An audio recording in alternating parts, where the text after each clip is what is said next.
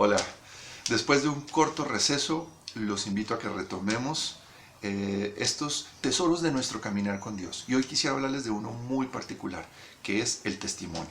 ¿Qué celebramos en esta época de Navidad?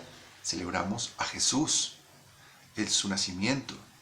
El Hijo de Dios vino al mundo. Desde la perspectiva de Dios hay mucho poder en el hecho de testificar y debe ser una de nuestras prioridades como embajadores del reino de Dios. Hay personajes de los que la Biblia no habla tanto y nos enseña mucho. Andrés, hermano de Pedro, era discípulo de Juan el Bautista, igual que el apóstol Juan. Juan nunca olvidaría ese día en que Jesús lo invitó a su casa, porque quería saberlo todo sobre ese de quien le habló su maestro. Ese es el Cordero de Dios que quita el pecado del mundo, dijo por segunda vez, nos dice el Evangelio de Juan. Luego era un mensaje muy importante. Tenía que saber cómo vivía, qué hacía. El apóstol Juan se toma entonces el trabajo de contarnos quién era Andrés. Sencillo, discreto, tal vez no tenía el temperamento arrasador, impetuoso de su hermano Pedro, pero era un hombre fiel. Según la tradición, murió crucificado en cruz. Aquel día tan especial en casa de Jesús entendió algo importante. Junto a él, los discípulos no se hacen a la fuerza. No los hacen las personas, sino Dios. Ambos eran pescadores, Pedro y Juan. Pedro y Andrés, un trabajo de disciplina y paciencia. Muchos aceptan el llamado de Jesús a ser pescadores de hombres, pero pescan con dinamita muchas veces. Una horrible práctica que al parecer viene decreciendo en los mares, afortunadamente. Pero tristemente se parece a los hombres que en lugar de predicar a Jesús, se hacen propaganda a sí mismos y se enredan en los asuntos de este mundo, enredando a otros en los asuntos de este mundo. ¿Qué hace Andrés? Obedece al Bautista, su maestro, y siguiendo su ejemplo, el ejemplo de un hombre que vivía para Dios, se dedica a conocer a Jesús íntimamente, en lo práctico, dónde y cómo vive, qué hace. En otras palabras, de aquí en adelante quiero estar contigo todo el tiempo, Señor, aprenderlo todo de ti. Si no soy discípulo primero, ¿cómo podré ser discípulos?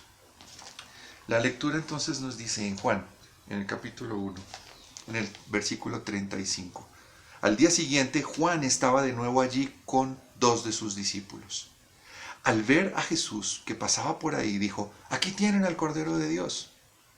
Cuando los dos discípulos le oyeron decir esto, siguieron a Jesús. Jesús se volvió y al ver que lo seguían, les preguntó: «¿Qué buscan?».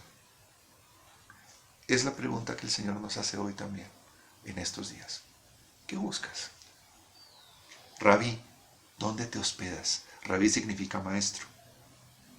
«Vengan a ver», les contestó Jesús.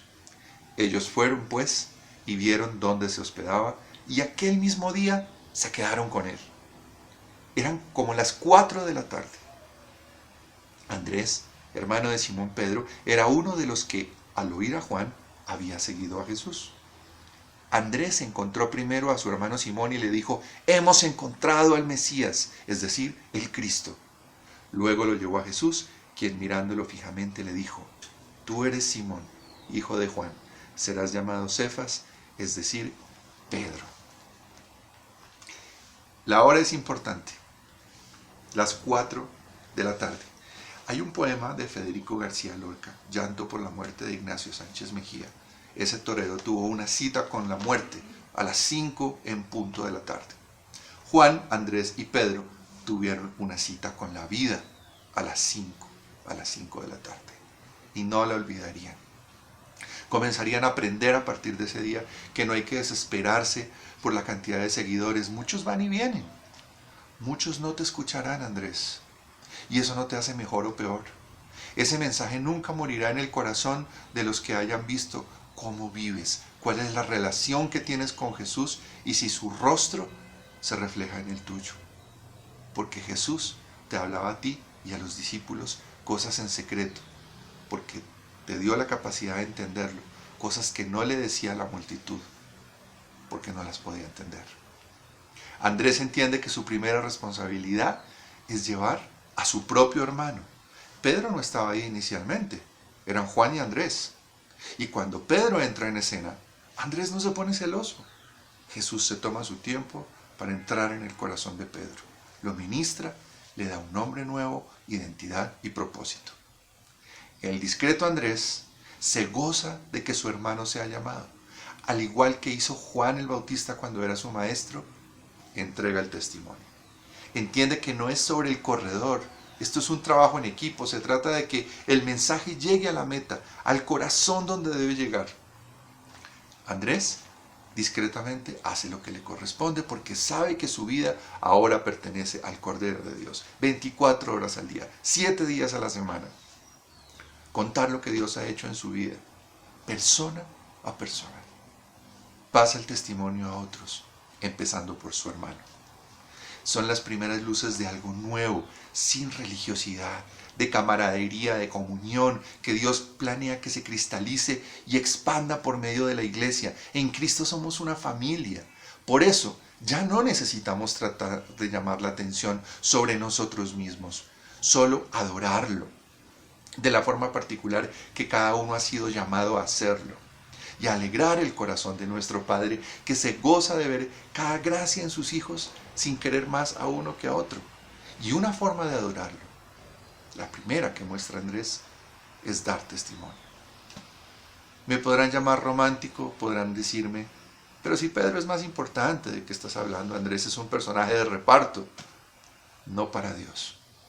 Es cierto que Cristo necesitaba a Simón Bar Jonás, Simón hijo de Jonás, para convertirlo en la roca sobre la cual iba a edificar su iglesia.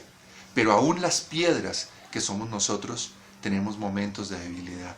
Y aunque la roca eterna, la fortaleza de los siglos, nos sostiene, los Pedros siguen necesitando a veces de los discretos Andreses. El mismo Pedro dice al final de su primera epístola, revístanse de humildad. Dios resiste a los soberbios y da gracia a los humildes.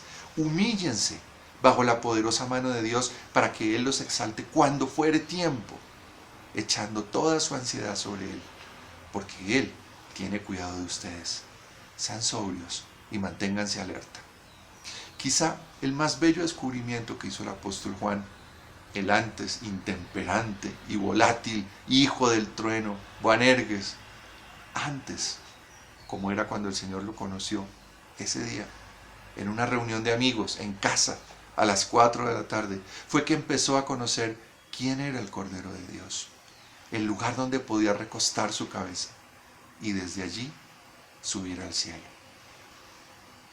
Padre, que podamos conocer a tu Hijo como ese amigo que no tiene secretos para nosotros y que tampoco los tengamos contigo, Padre.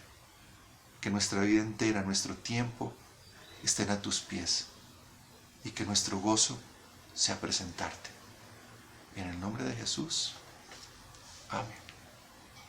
Nos vemos pronto en un nuevo capítulo de Tesoros en nuestro caminar con Dios. Dios los bendiga y cuídense mucho.